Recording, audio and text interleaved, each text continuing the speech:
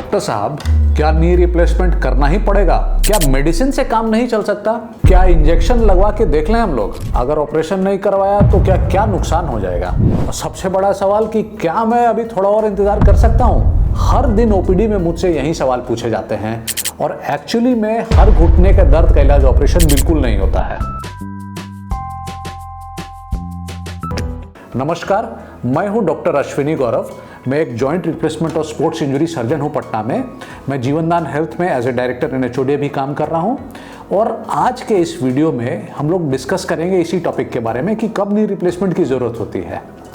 तो ज़्यादातर मरीजों को नी रिप्लेसमेंट की ज़रूरत एक्चुअली नहीं होती है, लेकिन कुछ मरीज़ ऐसे भी होते हैं जो कई साल से दर्द झेलते रहते हैं और जब हमारे पास आते हैं तब तक उनका घुटना इतना ख़राब हो चुका होता है, इतनी तकलीफ हो चुकी है, इतना एक्सेसिव पेन हो रहा होता है, तो उनको नी रिप्लेसमेंट के अलावा कोई और उपाय नहीं रहता है।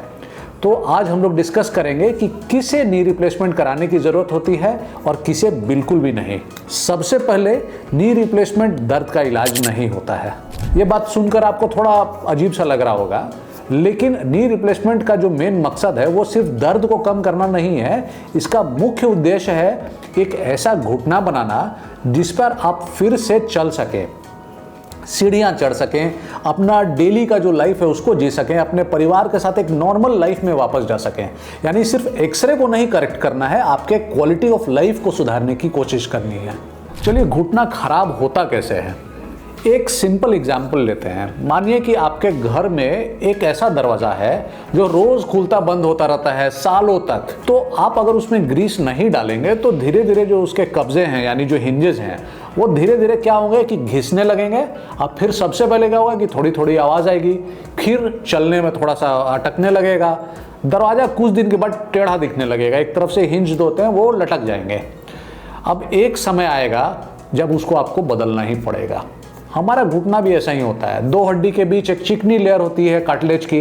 ये जो कार्टिलेज होता है ये फ्रिक्शन को रोकता है, लेकिन एज के कारण, वेट के कारण, कोई पुराना चोट लगा है उसके कारण, कई बार पैर जो होते हैं वो डिफॉर्म होते हैं, टेढ़े होते हैं, उसके कारण, कभी कभार जेनेटिक्स के कारण भी कार्टिलेज धीरे धीरे घिसने लगते हैं और इसी कार्टिलेज के घिसाव को हम लोग ऑस्टियोआर्थराइटिस कहते हैं। लेकिन आर्थराइटिस का इलाज सर्जरी नहीं है, ये सबसे इंपॉर्टेंट बात है। तो शुरुआती अगर आर्थराइटिस है तो कई मरीज बिना सर्जरी के सालों तक अच्छा लाइफ जी सकते हैं। कैसे? पहला, वेट कम करके। दूसरा, मसल्स को मजबूत करके, घुटने के आसपास के मसल्स हैं उनकी एक्सरसाइज करके, उनको मजबूत करके। कैसे होगा ये? फिजियोथेरेपी से होगा, एक्टिविटी मॉडिफिकेशन से। जिस काम को करने से घुटना ज़्यादा घिसता है, जैसे ज़मीन पर चुकी मुक्की बैठना, उकड़ू बैठना या सीढ़ियाँ पर अननेसेसरी अप डाउन करना, तो ये सब चीज़ों को अवॉइड करने से। कभी कभार हम लोग कुछ मेडिकेशंस भी देते हैं, कुछ इंजेक्शंस भी ऐसे होते हैं जो घुटने के अंदर दिए जाते हैं आर्टिफिशियल ग्रीस के तौर पे, इवन स्टेम सेल्स के तौर पे। तो इसलिए हर आर्थराइटिस का नेक्स्ट स्टेप ऑपरेशन नहीं होता है। तो सवाल आता है कि सर्जरी कब करानी है। मैं आपको 5 इजी क्वेश्चंस पूछता हूं, अगर इसमें से ज्यादातर का जवाब हाँ है तो शायद समय आ गया है कि नी रिप्लेसमेंट पर आपको सीरियसली कंसिडरेशन लेना चाहिए। फर्स्ट क्वेश्चन है, क्या आपका दर्द रोज रहता है? मतलब सिर्फ चलने फिरने पर नहीं, आराम करते समय, रात में, कभी भी। सेकंड सवाल, क्या आप दर्द की वजह से अपना चलना कम कर दिए हैं? पहले बाजार जाते थे, मंदिर जाते थे, शादियों में जाते थे, घूमते फिरते थे, मॉर्निंग वॉक पे जाते थे, क्या ये सब कम हो चुका है? थर्ड क्वेश्चन, क्या सीढ़ी चढ़ना या इवन कुर्सी से उठना, ये इजी स्टेप्स भी मुश्किल हो चुके हैं? चौथा सवाल, क्या आप पहले कुछ इलाज इसका कराए हैं? दवाई, फिजियोथेरेपी, वेट लॉस, ये सब आपने ट्राई किया है? कुछ महीने बीते हैं, राहत मिली या नहीं मिली? और लास्ट सवाल, क्या आपका लाइफ जो है अब दर्द के हिसाब से चल रहा है? यानी कहीं जाना तो ये आप नहीं सोचते हैं कि कहाँ जाना है, आप पहले सोचते हैं कि वहाँ जाने के लिए सीढ़ियाँ हैं या लिफ्ट, अरे ज़मीन कैसी होगी, ऊपर नीचे तो नहीं होगा।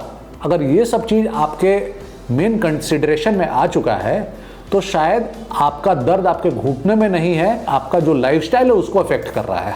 अब इसमें सबसे बड़ा प्रॉब्लम क्या होता है कि बहुत से मरीज कहते हैं कि डॉक्टर साहब जब बिल्कुल चला जाएगा घुटना तभी ऑपरेशन कराएंगे। सुनने में भी ये बात ठीक लगती है, लेकिन हमेशा सही नहीं होती। क्यों? क्योंकि बहुत देर तक इंतजार करने से घुटना और अधिक टेढ़ा हो जाएगा। जो वायरस डिफॉर्मिटी हम लोग देखते हैं, टेढ़ापन, वो काफ़ी सीवियर हो जाता है। मांसपेशियां कमज़ोर हो जाएंगी, चलने का जो स्टाइल होता है वो बदल जाता है, लिगामेंट्स फेल करने लगते हैं और कई बार इन कारणों के कारण जो टीकेआर कराने के बाद भी रिकवरी डिफिकल्ट हो जाती है। लेकिन इसका ये भी मतलब नहीं है कि एकदम तुरंत ऑपरेशन जल्दी करा ही लेना है। इसका मतलब सिर्फ इतना है कि सही समय पर सही डिसीजन लें। कुछ पेशेंट्स ऐसे आते हैं जिनकी एमआरआई देखकर उन्हें ऑपरेशन की सलाह दे दी जाती है, लेकिन आप उनकी तकलीफ सुनिएगा तो उनको कुछ तकलीफ ही नहीं होती है। ऐसे पेशेंट्स को मैं अक्सर ही कहता हूँ कि अभी नहीं, क्योंकि अगर आपका पेन कंट्रोल्ड है, आप अपना काम कर सकते हैं, बिना सर्जरी के एक अच्छा लाइफस्टाइल जी पा रहे हैं, तो खाली एक्सरे या एमआरआई देख के ऑपरेशन नहीं किया जाता है। हम लोग को कोई रिपोर्ट का इलाज नहीं करना है, एक पर्सन का इलाज करना है। इसमें क्या एज फैक्टर है इम्पोर्टेंट? तो ये भी एक बड़ा क्वेश्चन है। कोई बोलता है मैं 50 साल 52 साल 55 साल का हूँ, कोई पेशेंट्स हमारे पास 75 78 85 के भी आते हैं। तो क्या एज फैक्टर है, एज ही डिसीजन लेता है कि सर्जरी करानी है या नहीं? तो बिल्कुल भी ऐसा नहीं है। मैंने 80 से ज़्यादा उम्र के मरीजों को भी बहुत सक्सेसफुल सर्जरी करा के चलते देखा है, और 50 साल के लोगों भी जिन्हें मे बी सर्जरी अभी डिले की जा सकती थी।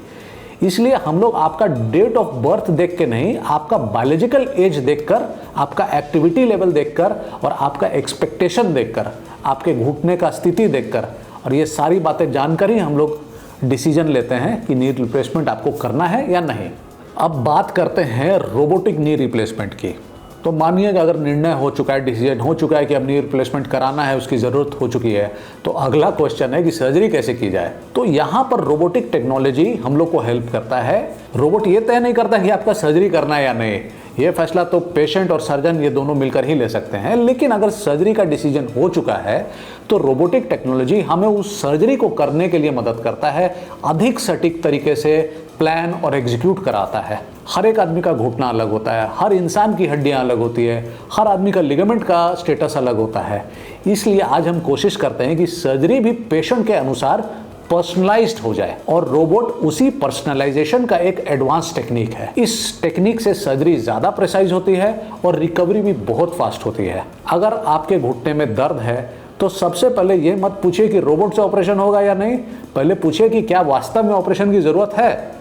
और अगर जवाब हाँ डिसाइड हुआ है तो फिर जानिए कि आपको लिए कौन कौन सी टेक्निक्स अवेलेबल हैं, कौन कौन से इम्प्लांट्स अवेलेबल हैं, कौन सी सर्जिकल प्लानिंग, कौन सी अलाइनमेंट स्ट्रेटेजी उपयुक्त है। याद रखिए, नी रिप्लेसमेंट कोई मजबूरी का डिसीजन नहीं है, ये उस समय लिया गया डिसीजन है जब पेन आपके लाइफ को कंट्रोल कर रहा है।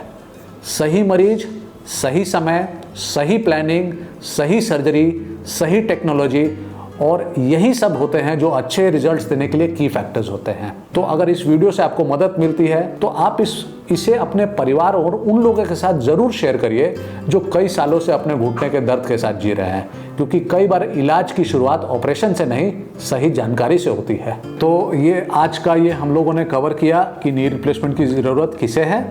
अगर आप मुझसे मिलना चाहते हैं तो मैं जीवनदान हेल्थ में अवेलेबल हूँ। मुझसे कॉन्टैक्ट नंबर नीचे दिए जिन पे आप फ़ोन करके मेरा अपॉइंटमेंट ले सकते हैं और मुझसे भेंट कर सकते हैं। हम लोग किसी और दिन मिलेंगे किसी और वीडियो के साथ। तब तक के लिए आप लोग खुश रहिए, स्वस्थ रहिए, अपना ख्याल रखिए। नमस्कार।